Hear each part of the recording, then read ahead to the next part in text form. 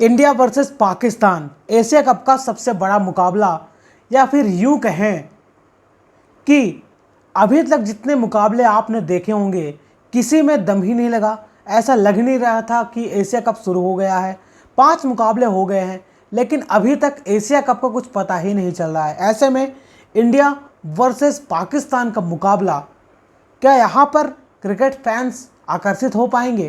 क्योंकि आपने अभी तक देखा होगा एशिया कप चल रहा है, इंडिया का एक मुकाबला हुआ, पाकिस्तान का एक मुकाबला हुआ, लेकिन दर्शक आपको क्राउड वहाँ पर ग्राउंड पर नज़र नहीं आया है। ये क्वालिटी ऑफ क्रिकेट कम हो गई है क्योंकि इंडिया इतनी ऊपर हो गई है कि बाकी जो सामने टीमें खेलती हैं ना, वो काफ़ी नीचे नज़र आती हैं आपको। इसीलिए ये बहुत बड़ा डिस्टेंस आपको नज़र आया है कि क्राउड ही नहीं आ रहा है। लेकिन इंडिया वर्सेस पाकिस्तान, हम इसके बारे में बात करने वाले हैं, मैच प्रीव्यू की बात करने वाले हैं। आखिरकार इस मुकाबले में क्या क्या होने वाला है, इंडिया की क्या रणनीति होने वाली है, और इंडिया किस कॉम्बिनेशन के साथ जाने वाला है, और इंडिया की प्लेइंग 11 क्या होगी। देखिए, आपने अभी देखा होगा कि इंडिया यूए के खिलाफ अपना पहला मुकाबला एक तरफा तरीके से खेला और ऐसा लग ही नहीं रहा था कि इंडिया कि इस तरह से रौंदेगा कि पता भी नहीं चलेगा कि T20 मुकाबला था या फिर कोई मिस मैच ही था, क्योंकि गड़ी मोहल्ले क्रिकेट खेल रही थी। वहीं दूसरी तरफ अगर पाकिस्तान की बात की जाए तो पाकिस्तान ने अपना पहला मुकाबला ओमान के खिलाफ खेला और ओमान ने भी उनकी हालत टाइट कर दी थी।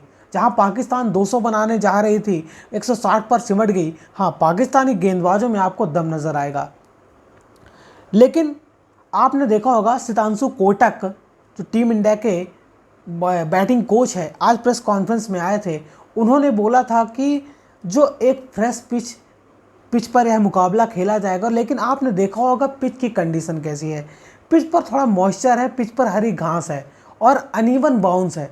कोई कोई बॉल ऊपर बाउंस करके ऊपर चले जाती है, कोई कोई बॉल घुटने के नीचे रहती है। यहाँ पर आपने देखा होगा जब सैम अयूब के खिलाफ वहाँ पर ओमान की गेंदबाजी चल रही थी, उन्होंने एक ऐसे हाथ फिराकर गेंदबाजी की थी, वो बॉल सीधे पैड के नीचे लगी थी, घुटने के नीचे लगी थी। और वहीं दूसरी तरफ अगर आप देखोगे, जो पाकिस्तान के चाइनामैन गेंदबाज है सुफियान मुकीम, उन्होंने एक बाउंसर टाइप की गेंदबाजी की थी जो कंधे पर आई थी और बल्लेबाज यहाँ पर मारते हुए कैच आउट हो गया था। मतलब कि इस पिच पर ऐसा है, कोई बॉल नीचे आती है, कोई बॉल बाउंस करके जाती है। मतलब पिच का बिहेवियर समझ में नहीं आ रहा है। लेकिन जब इंडिया और यूए का मैच चल रहा था, वहाँ पर मोनी मॉर्कल और शिवम दुबे ने बात करते हुए कहा था कि फ्रेश पिच पर मुकाबला होगा और यहाँ पर पेसर गेंदबाजों का एडवांटेज होगा।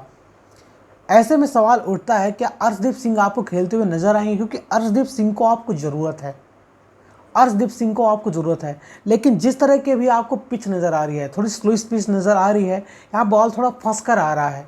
ऐसे में यहाँ पर पाकिस्तान के टीम मैनेजमेंट है, पाकिस्तान के कोच मैंने क्या नाम है उनका, पाकिस्तान के कोच और पाकिस्तान के कप्तान सलमान अली आगा तो काफ़ी खुश होंगे, क्योंकि थोड़ा स्लो पिच है, यहाँ पर बॉल सीधे बल्ले पर नहीं आती है। अगर थोड़ा बॉल सीधे बल्ले पर आए तो टीम इंडिया के बल्लेबाजों को काफ़ी फ़ायदा होगा। लेकिन बॉल थोड़ा फंस कर आती है, यहाँ पर गेंदबाजों को एडवांटेज मिलेगा। इसलिए यह मुकाबला अगर देखा जाए, प्रेडिक्शन की बात की जाए तो 70-30 रहेगा। 70% इंडिया के फेवर में, वही 30% पाकिस्तान के फेवर में। लेकिन अगर यहाँ पर थोड़ा पिच पेसर गेंदबाजों को एडवांटेज मिलता है, ऐसे में यहाँ पर इंडिया को काफ़ी फेवर करेगा, क्योंकि हमारे पास बुमराह है, अर्शदीप सिंह की आपको ज़रूरत पड़ेगी, उसके साथ आपके पास हार्दिक पांड्या है और 3 क्वालिटी स्पिनर गेंदबाज हैं, कुलदीप यादव, वरुण चक्रवर्ती और अक्षर पटेल। आप अंदाज़ा लगाओ, आपके पास 4 ऐसे विकेट टेकर गेंदबाज हो जाएंगे जिसके सामने कोई भी बल्लेबाज लाइनअप आ जाए और ध्वस्त हो सकती है। लेकिन नहीं, अगर पाकिस्तान की टीम को देखा जाए, पाकिस्तान सिर्फ एक ही पेसर के साथ जा रही है, front line pacer Shaheen Afridi के साथ जा रही है। उसके अलावा वह 4 पार्ट टाइमर स्पिनर के साथ खेल रहा है। सैम अयूब हो गए, यहाँ पर मोहम्मद नवाज़ हो गए, सुफियान मुकीम हो गए और अबरार अहमद। इन 4 स्पिनरों के साथ पाकिस्तान खेल रही है। उनके पास एक पेसर की कमी है, वो क्या बोलते हैं, फ़हीम अशरफ को लेकर खिलाते हैं, वो ऑलराउंडर है, नंबर 8 पर बल्लेबाजी करता है, लेकिन लेफ्ट आर्म पेसर गेंदबाज है, लेकिन उसकी पेस 120-125 है। अगर वो इंडिया के सामने अगर हत्थे चढ़ गया ना, उसको 4 ओवर में 80 रन बनते हुए नजर आएंगे। इस तरह की पाकिस्तान की गेंदबाजी आपको नज़र आएगी। लेकिन अगर इंडिया की बात करें, इंडिया का एडवांटेज क्या है और डिसएडवांटेज क्या है। इंडिया को एडवांटेज इस बात का है कि इंडिया यहाँ पर चैंपियंस ट्रॉफी भी खेली थी और चैंपियंस ट्रॉफी जीती भी थी, लेकिन उस पिच का बिहेव जो चैंपियंस ट्रॉफी में थे और जो यहाँ पर एशिया कप में जो पिच है, वो ज़मीन आसमान का अंतर आपको नज़र आता है। यहाँ पर कोई बॉल फंस कर आती है, कोई बॉल बाउंस कर जाती है, आपको पता नहीं चलता कि बॉल रुक कर आएगी फिर बॉल बाउंसर करेगी। इसीलिए यहाँ पर डिसएडवांटेज होता है इंडिया के लिए। यह एडवांटेज है पाकिस्तान के लिए, क्योंकि पाकिस्तान को पता है कि मुकाबला तो हारने वाली है, लेकिन यहाँ का फ़ायदा उठा सकती है। अगर टीम इंडिया के प्लेइंग 11 की बात करें, आखिरकार इंडिया में फेरबदल क्या होना चाहिए। आपकी बैटिंग लाइनअप पूरी तरह से तय है। आपको यहाँ पर सुमन गिल, अभिषेक शर्मा, नंबर 3 पर सूर्य कुमार यादव, 4 पर तिलक वर्मा, 5 पर आपको संजू सैमसन, 6 पर हार्दिक पांड्या, 7 पर अक्षर पटेल। अगर इस बैटिंग लाइनअप की बात करें तो आपको एक बात का ध्यान रखना है, T20 मुकाबला है, यहाँ फ्लेक्सिबल होना पड़ता है। ये ज़रूरी नहीं है कि जो मैंने आपको बैटिंग ऑर्डर दिया है, जो पहले मुकाबले में आपने देखा होगा, उसी बैटिंग ऑर्डर से आप खेलते हुए नजर आए। सिचुएशन के हिसाब से, कंडीशन के हिसाब से आपको बल्लेबाजी क्रम में ऊपर नीचे करना पड़ता है। T20 वर्ल्ड कप फाइनल आपको याद ही होगा, जहाँ पर नंबर 5 पर अक्षर पटेल को प्रमोट कर दिया गया था और वो क्विक बल्लेबाजी की थी और आपका पूरा मोमेंटम ही शिफ्ट हो गया था। ठीक उसी तरह से T20 मुकाबला है और प्रेशर वाला मुकाबला होगा। यहाँ पर आप कुछ भी कह लो कि पाकिस्तान की टीम आपके स्तर से काफ़ी नीचे है, लेकिन यहाँ पर प्रेशर हावी होता है। यहाँ पर विराट कोहली नहीं है जो आपको मुकाबला जिता कर दे सके। यहाँ पर आपकी नई टीम है और पाकिस्तानी गेंदबाजी में वो दम नज़र आता है कि आपको आउट कर सकते हैं। खुदा न खास्ता अगर आपको शुरुआत में 2 झटके लग गए, शुरुआत में टीम इंडिया के 2 झटके लग गए तो आपका ही नुकसान होगा।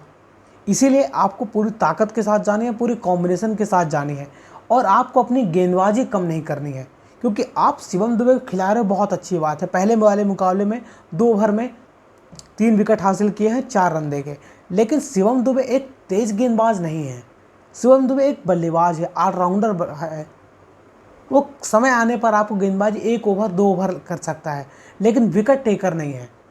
वो तो सामने यूए की टीम थी जो शिवम दुबे से आउट हो गई। तो अच्छी टीम होती, आप अंदाज़ा लगाओ T20 में अभी कल आपने देखा होगा साउथ अफ्रीका और इंग्लैंड के खिलाफ T20 मुकाबला हुआ था, जहां पर इंग्लैंड ने साउथ अफ्रीका के खिलाफ 304 रन बनाए थे। आपको एशिया कप नहीं जीतना है, आपको ये वर्ल्ड क्रिकेट में भी देखना है, क्योंकि 6 महीने बाद T20 क्रिकेट है। T20 वर्ल्ड कप होने वाला है 7 फरवरी से। आपको उसको देखते हुए आपको अपनी टीम बनानी है और आपको मैच विनर खिलाड़ी को टीम में जगह देना पड़ेगा। शिवम दुबे बहुत अच्छे खिलाड़ी, आप एज ए बल्लेबाज शिवम दुबे खिला सकते हो, लेकिन एज ए गेंदबाज आप अर्शदीप सिंह को खिलाओ ना।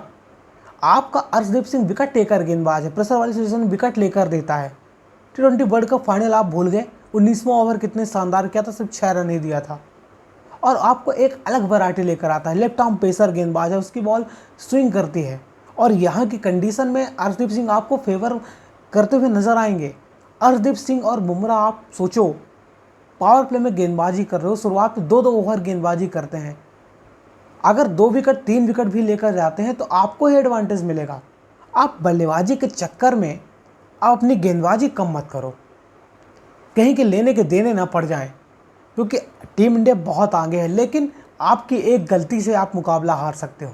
आपको ऐसा बिल्कुल भी नहीं करना है। अभी टीम इंडिया काफ़ी सॉलिड नज़र आ रही है। आपको पाकिस्तान से 1-2 प्लेयरों से देखना पड़ेगा। सैम अयूब हो गया, बहुत अच्छा प्लेयर है, एक हसन नवाज़ है और गेंदबाजी लाने में शाहिन शाह अफरीदी। इन 3 प्लेयरों को अगर आपने टैकल कर लिया तो आपको कोई मुकाबला हरा नहीं सकता है। शाहिन शाह अफरीदी की पेस गिर गई है, लेकिन उसके पास तो स्विंग है, अगर थोड़ा फेवर करती है पिच तो वहाँ पर 1-2 विकेट निकाल सकता है। और वहीं सैम अयूब एक ऐसा खिलाड़ी है, नया खिलाड़ी है, 40 मुकाबले खेला है और वो अटैकिंग बल्लेबाजी करता है, लेफ्ट हैंडर बल्लेबाज है। उसकी अगर याक में बॉल आएगी तो छक्के चौके मार सकता है। और साहिबजादा फरहान जो उसका ओपनिंग पार्टनर है, उसने भी दिखाया है अग्रेशन के साथ बल्लेबाजी करता है। उनके पास 2 ही 3 ऐसे बल्लेबाज जिसको आपको थोड़ा संभल कर रहना पड़ेगा। सैम अयूब, साहिबजादा फरहान और फ़खर जमान, इन 3 बल्लेबाज ऐसे हैं जो आपको थोड़ा डैमेज कर सकते हैं। लेकिन इसके अलावा पाकिस्तान के प्लेयरों में वो दम नज़र नहीं आ रहा है जो इंडिया को हरा सके। बस आपको इस बात का ध्यान रखना है। अभी team India as a favourite है, लेकिन टीम इंडिया को अपना कॉम्बिनेशन सेट करना पड़ेगा और बहुत ज़्यादा पैनिक नहीं करना है। बस आपको अर्शदीप सिंह को इंक्लूड करना पड़ेगा। हालांकि आपको पिच देखना पड़ेगा, फिर कंडीशन देखना पड़ेगा, फिर आपको चुनना है। लेकिन अर्शदीप सिंह किसी को बताने की ज़रूरत नहीं, आपका विकेट टेकर गेंदबाज है, आपको मुकाबला जिता सकता है। अगर आपको टूर्नामेंट जीतना है तो आप विकेट लेके ही टूर्नामेंट जीतोगे। आपके बल्लेबाज रन बना देंगे। लेकिन यहाँ पर अग्नि परीक्षा होगी शुभमन गिल और अभिषेक शर्मा की एज ए ओपनर पार्टनरशिप। और यहाँ पर सूर्य कुमार यादव पर भी नज़र रखिएगा, पहली बार कप्तानी कर रहे हैं, कोई बड़ा टूर्नामेंट आया है। यूए के खिलाफ काफ़ी शानदार बल्लेबाजी की, पहली बॉल पर छक्का मारा था।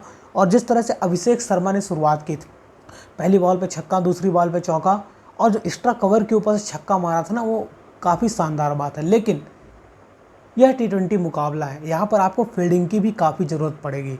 फील्डिंग खास तौर पर आपको इस बात का ध्यान रखना है, आपको लॉन्ग ऑन लॉन्ग ऑफ, ठीक है ना, डीप मिड विकेट और यहाँ पर स्वीपर साइड, ये आपको इस फील्डिंग पर आपको बहुत ज़्यादा ध्यान देना पड़ेगा।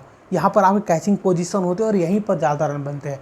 अगर आपने फील्डिंग में रन बचा लिए तो पाकिस्तान 120-130 रन ही बना पाएगी। और यहाँ पर अगर एडवांटेज की बात करें तो एडवांटेज पूरा इंडिया का है। प्रेडिक्शन की बात करें तो 70-30 है, 70% इंडिया, 30% यहाँ पर पाकिस्तान, उससे कम भी रख लो आप। लेकिन एडवांटेज यहाँ पर इंडिया को ही होने वाला है, इंडिया ही यह मुकाबला जीतने वाली। बस आपको थोड़ा पैनिक नहीं करना है, अपना माइंडसेट क्लियर करना है, ठीक है ना, क्योंकि आपके सब नए प्लेयर हैं और पाकिस्तान के खिलाफ पहला मुकाबला खेल रहे हैं। और जो यहाँ पर हर जगह सोशल मीडिया पर चल रहा है, बस इंडियन प्लेयरों पर वो ना दिखाया जाए, नहीं तो अगर थोड़ा पैनिक हो गया तो मैच कहीं का कहीं जा सकता है। क्योंकि अगर आमने सामने अगर दोनों टीमों को रखा जाए तो इंडिया बहुत आगे है, लेकिन प्रेशर कौन झेल पाता है वही डिसाइड करता है कि मुकाबला कौन जीतेगा। पहले विराट कोहली था जो प्रेशर को एब्जॉर्ब करता था, वो मुकाबला कहीं से कहीं ले जाता था। बस आपको वो गलती नहीं करनी है। अगर आपका माइंडसेट सही रहेगा तो आप मुकाबला जीतोगे। और जिस तरह से हमारे कोच हैं गौतम गंभीर, वो इस बात को समझा कर भेजेंगे। अभी टीम इंडिया बहुत आगे है, टीम इंडिया मुकाबला जीतेगी, बस कोई गलती भी ना करें। दोस्तों, अगर आपको वीडियो अच्छा लगा हो तो वीडियो को लाइक और चैनल को सब्सक्राइब करना बिल्कुल ना भूलें। जय श्री राम।